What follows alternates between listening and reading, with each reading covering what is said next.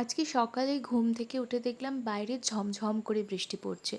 তখনই ডিসাইড করে ফেললাম আর মাকে বললাম যে আজকে একটু বিরিয়ানি বানাও। আর ঠিক আছে, মাঝে সাঝে রবিবার ছাড়াও একটু চিট করা যেতেই পারে নিজের ডায়েটে, তার জন্য ভগবান এমন কিচ্ছু বেশি পাপ দেয় না।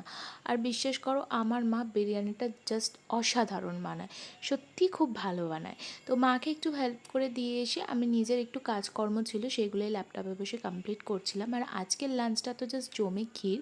বিরিয়ানির সাথে সাইডে একটুখানি মাংসও নিয়ে নিয়েছিলাম, আর সাথে ছিল স্যালাড। বিকেলবেলাতে একটু রেডি হয়ে বেরিয়ে পড়েছিলাম আমি আর মা, কারণ মায়ের তরফ থেকে আমাকে পুজোর শপিংয়ের জন্য আর কি যা যা পুজোতে মা দেবে সেগুলোই আজকে একটু কেনাকাটা করতে বেরিয়েছিলাম দুজন মিলে। বেশি কিছুই নাই, ব্ল্যাক কালারের জিন্সটা নিয়েছি আর একটা টপ নিয়েছি যেটার কোনো ভিডিও নেওয়া হয়নি। তো বেরিয়েছি যখন, কিছু তো খেতেই হবে, ঠিক আছে চলো একটু আইসক্রিমই খাওয়া যাক। তারপরে আমাদের একটা লোকাল শপে না কি সুন্দর সুন্দর কানের দুল দেখো, আমি মায়ের জন্যই কানের দুলটা পছন্দ করে দিয়েছিলাম।